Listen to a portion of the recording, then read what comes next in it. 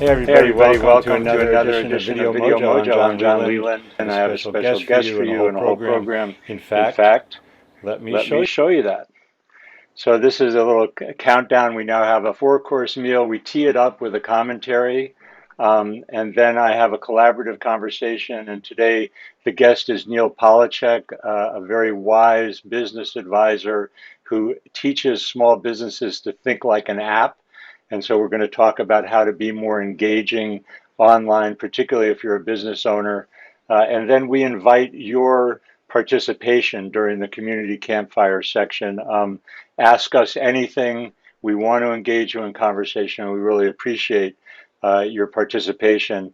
And then, as always, dessert in the 4-course meal is the Luscious Links. And I have a YouTuber recommendation for you, somebody who has really made a big difference and from whom I've gotten a lot of good ideas on kind of multiple levels. So that'll be today's Luscious Link.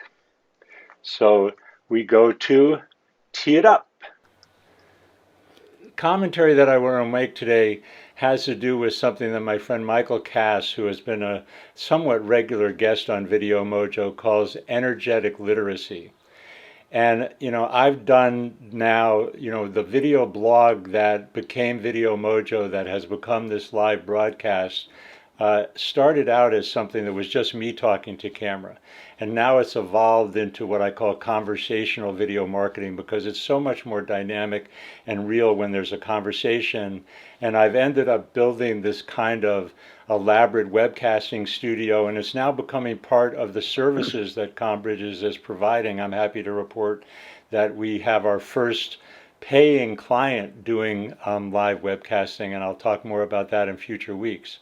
But the energetic part of it that I want to talk about, my friend Peter and another colleague at CommBridges and I talk about following the juice. And, doing all of this work and me learning a new piece of software to do live webcasting has actually been fun. There's really been juice. But from a linear business logical point of view, there's not a big audience. We do have a strong, loyal following, but it's small. I really appreciate those of you who are following. But my point is, I like to say in the marketing world that you open the door and they come in through the windows. And that has been my experience, and I think that's how, that's my energetic literacy insight, is that by putting myself out there, by having fun, by learning this new software, the energy has shifted. And it isn't like linear, yes, I'm more visible and all that, but I think that there's an energy shift that comes from doing these shows that has resulted in new clients, new business, and good things happening that I call them coming in through the window. So I really want to encourage you to follow the juice, have fun, explore, experiment. That's really kind of one of our core values at CommBridges. And from that, the energy shifts and good things happen. Sometimes it's a linear progression, and other times it's strictly nonlinear, and it has more to do with the energy shifting. So that's my commentary for today, and thank you for listening. Now it's time for part two, which we call the collaborative conversation. And that's my interview segment. And today I'm going to be talking to Neal Polachek. So Neal's Think Like an App methodology is really kind of an innovation. Let's welcome my good friend and golf buddy, Neal. How you doing? Doing great. Nice to be here, John. Yeah, it's great to have you here. So thanks for coming in by Skype. You look good. So Think Like an App, I know that the first thing you always want to say is that you're not telling people that they have to have an app. Tell us more about that. What is Think Like an App and who's it for and what kind of difference does it make? Let me roll back the tape, as we say, a little bit. I was asked by Gannett, which owns USA Today. This was sort of middle of 2018. They wanted me to go out and speak to their business customers, their business owners, entrepreneurs, people in the marketplace. And they wanted me to actually do a presentation about the customer journey. And customer journey is an interesting topic. And I thought, well, but that's maybe that's yesterday's news. And as I was sitting at my desk, scratching my head, wondering what I was going to say to these business owners, I was actually staring at my phone. And as I was staring at my phone, I thought to myself, what I really need to talk to these business owners about is how they have to reorient their business to think like an app. Because whether we like it or not, and whether it's good for us or not, and that's a whole nother debate, another show. But these devices are front and center in our lives now. And the apps that are on them are front and center. And if you look at any data out there, people are spending more and more and more and more time inside their phone, inside the apps, their preferred apps. Either they're reading or learning or communicating or buying or shopping. They're doing virtually everything through that phone. And it struck me that what I really wanted to tell business owners, local business owners, is that they had to reorient how they thought about the world and how they approached business so that they were more in sync with the way the modern consumer is experiencing the world through apps. So that was the premise. And you're right, I don't tell people to build an app. Some businesses, it might be a perfect solution. But what I wanted people to understand is that these apps are changing our expectations as modern consumers out here. We expect different things from the people we get goods and services from because of the way the app world has changed so much and changed our behaviors. And so that was really the genesis of then going out on the road with on Gannett's, sponsored by Gannett and USA Today and all their properties. And we went to 25 or 30 cities across the United States in 2018 and 19. And, these were not the cities we're used to going to, John. I've been to LA and I've been to New York and I've been to Chicago and, I live here in the Bay Area.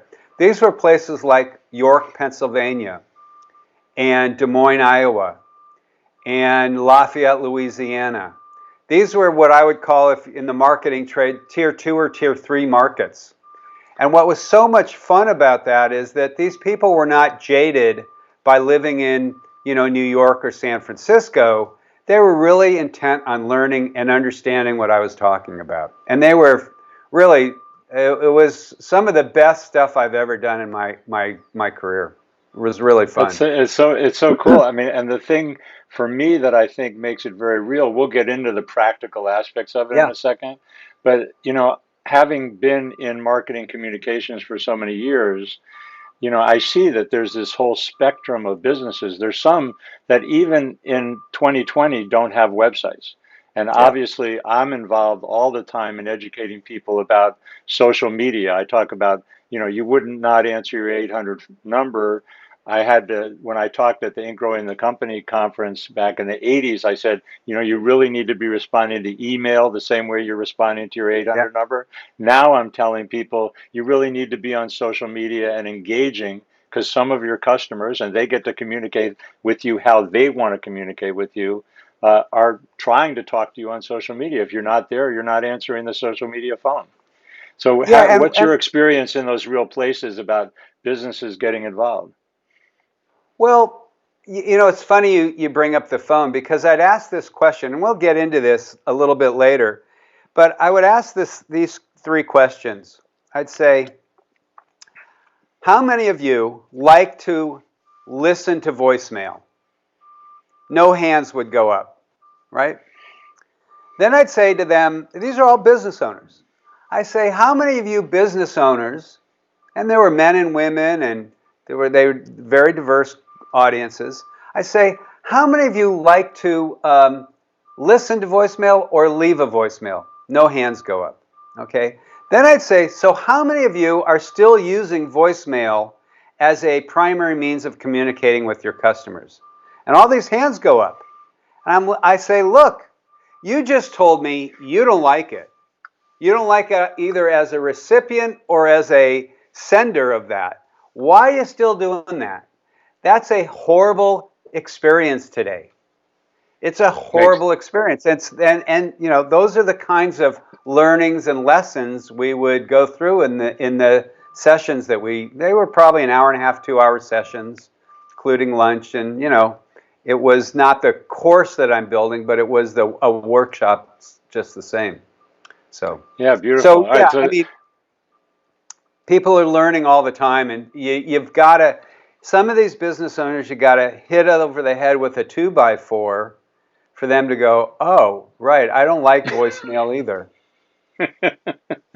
well, Let's so talk let's about talk what's about what's engaging. I'm engaging. I'm bringing up bringing your up your triangle of triangle of trust. What I like to say is those three principles, if you're really operating a business on those three principles and doing it really well, you will the natural output of doing things that way is trust. And in this world today, maybe even more so than 6 months ago before Corona, COVID, whatever this thing is, trust is even more important now than it was 6 or 8 months ago. Because I want to know if the person who's walking in my door, perhaps to deliver something or to do a service at my house, make sure they're not sick. Make sure they're wearing a mask. What about people touching stuff? I mean, we're hypersensitive now because of this Corona thing, and I think trust is really the holy grail of frankly, any personal or business relationship. And unless you're authentic and transparent and immediate, even in personal relationships, you're not going to build any trust. So whether you apply this to your business experience and to your business opportunities or your personal experience, I think it applies equally. You said the magic word, like Groucho Marx used to say, you win $200, because you said the relationship number. And I totally agree with you that live and in person, it's all about relationships. In social media and in the virtual world, it's all about relationships. So we need to engage, and that's why I'm such a huge advocate of doing video, whether it's a video hybrid podcast, webcast like this, or TikTok, or keep on going with all the different forms of video. We get an immediacy and we get an authenticity. Yeah, go ahead. Well, yeah, and authenticity is what does authenticity really mean? So when I would do these courses, these workshops, I'd ask the audience, so what's authenticity to you? And they would look kind of dumbfounded. And then we'd sort of peel that back and say, well, it's really about your values and what you really value in the world. And you need to make sure that that's out there in social media, on your website. It needs to become very clear when somebody stumbles upon you or comes to your digital presence, whatever that is, whatever form that is, whether it's a page on Facebook or an Instagram thing or wherever it is, that some sense of your authentic self comes through there. Like, why do you do what you do, John? And why do I do what I do? Right? I mean, yep. My great-grandfather started a grocery business in Western PA. He was an entrepreneur. Didn't speak a stitch of English, but he started a grocery business. My father was a sole practitioner. My mother started an events fundraising planning business in LA in the mid-'80s. She was kind of ahead of her time. So, small business and entrepreneurship has been in my lifeblood. And I've been studying it for 30 years.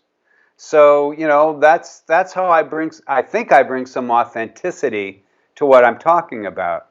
So, but all businesses, that has to show through. Otherwise, you'll be put in the heap of, well, they're all the same.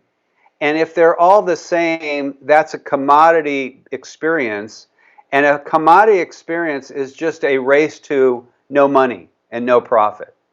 That's why it's called commoditization, because there's nothing left for anybody. And so authenticity, ordinary. Yeah, it's got to really show through in what you do. Yep.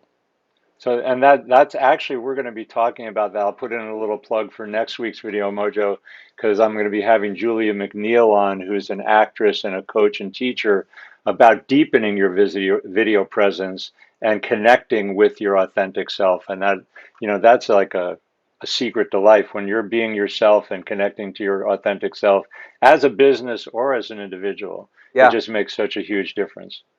So I want to invite other people in. We call The this the community community campfire, and campfire, it, and it shouldn't it just shouldn't be a just be a conversation conversation between the between two the of two us. of us. So we So look we look forward to your forward to your feedback. feedback. I can see comments in either Facebook or YouTube. Jeff happened to be on Facebook, but the doors are now open to your questions, and we can talk about it. So, and actually, we have a question here from Vince, who asked, "How can you find that authenticity?" So that's part of what we're going to be talking about with Julia next week. But looks like, Neal, I can see you, so I can see you're ready to say something. Wow, Well, video. I Go think ahead. it's really about sort of exploring your core values. And if you explore your core values, what's really important to you? And, is it honesty? Is it trustworthy? Those things kind of build to figure out what your authentic voice is. I remember, I used to run a research advisory business, and we had big clients. We were a small business, but we had big clients, and we did a project for a big client, and we sort of ended the project early because we found the information or something. And my partner wanted to bill the client, and I said, we're not going to bill them. We used 4 weeks instead of 8, whatever. And he said, really? I said, well, John, they've been clients with us for 8 years. They pay us every year. They're great clients. Why would we try and stick them for that money? And we let the client know, and they were like, nobody's ever said that to us before. And that's how you know what authenticity comes from here. It comes from our core. It comes from our gut.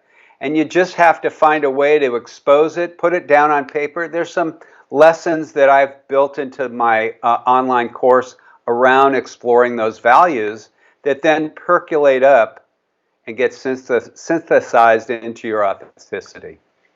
Yeah, So, I mean I like that you're pointing to values with that. The other thing I would throw in, and not everybody is aware of Simon Sinek's "Start with Why," which is a really great TED Talk video. That those values come out of your why, and before you get into the what and how, exploring the why and why are you doing this? Why are you in business? All of that kind of motivation is key. Hey, yeah. we've got another question. Samantha wants to know if you would talk more about the Think Like an App concept. She has a small service-based business. How does she start to implement Think Like an App as a small service-based business? So let me, John, if you don't mind, let me go into the other two pillars just a little bit so Samantha has some context. Is that fair? Sure. So Samantha, and the rest of you, I don't want to, but Samantha asked the question. So authenticity is one piece.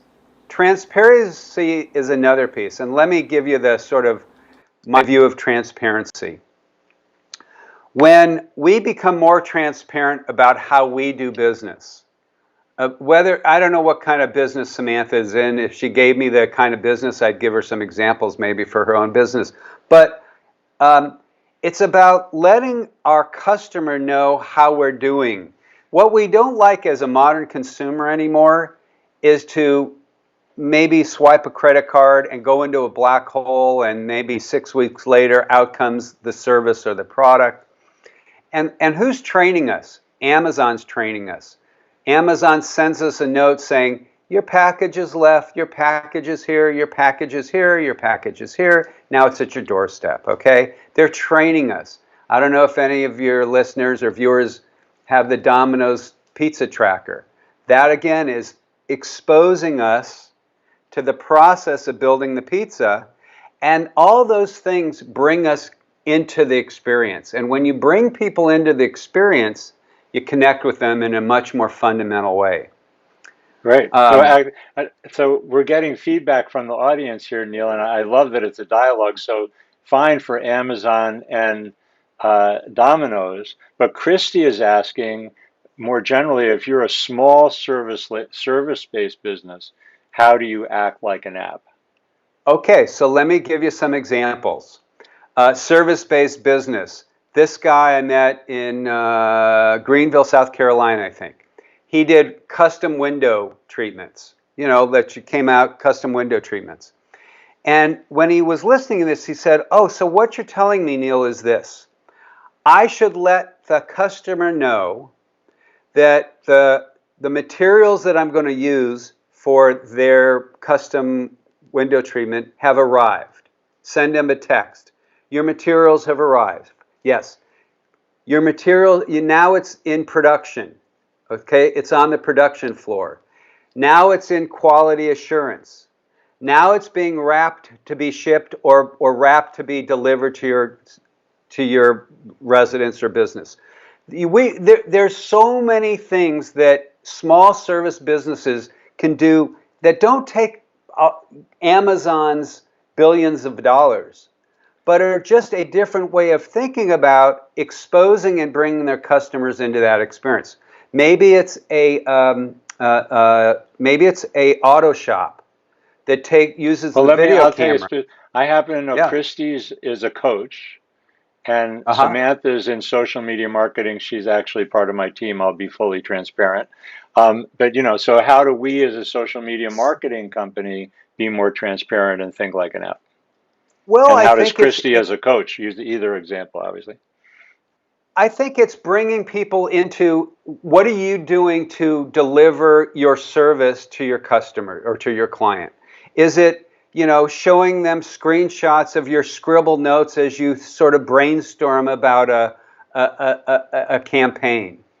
Is it, watching the coach, I forgot her name, the coach Christy. is watching Christy watching other coaches as she's learning more about how to coach, right? It's bringing people to that we do to deliver it on the value proposition. So sharing the learning experience. I mean, and in fact, that is what I'm doing here now. Is I'm learning to do live webcast, hybrid podcasts, and that's part of what I'm doing. And I'm doing it right here in public, right? Right. That's right. And so, yes, Amazon and Domino's have billions of dollars, but they are defining the expectations, right? They're defining the expectations of the new modern consumer. And so we have to reorient how we think about it. That's why, terms and conditions, right? I mean, everybody's got terms and conditions. You got to cut through all that stuff and make it very transparent. We're doing this and you're getting this.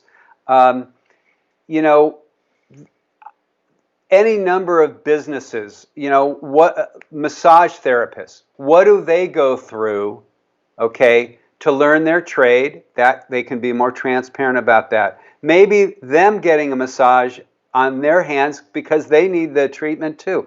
All these things that unveil and pull up the curtains on how we do stuff is what brings people into the experience. Yep. I'm going to let Samantha have the last word twice. You're awesome, Neal. This is great stuff. I'm trying to keep these shows about a half hour. She appreciated your connection that you made, and then she also said that building trust through multiple touches along the service process is a good way to do it. So thank you again for making the time, man. It's really a pleasure to be with you and to have this kind of professional exchange. We obviously can go on and we can do this again, but time for me to move on. So thank you again for making the time. I really appreciate it. You bet. So last segment is Luscious Links. The tip that I want to give you, the luscious link that I want to give you is this guy, Ali Abdaal, who is just an amazing YouTuber. He's a doctor in Cambridge, England, and he talks kind of fast. This is his YouTube channel, and there's just a ton of stuff here. He talks about not just how to study for exams, but how to be more productive.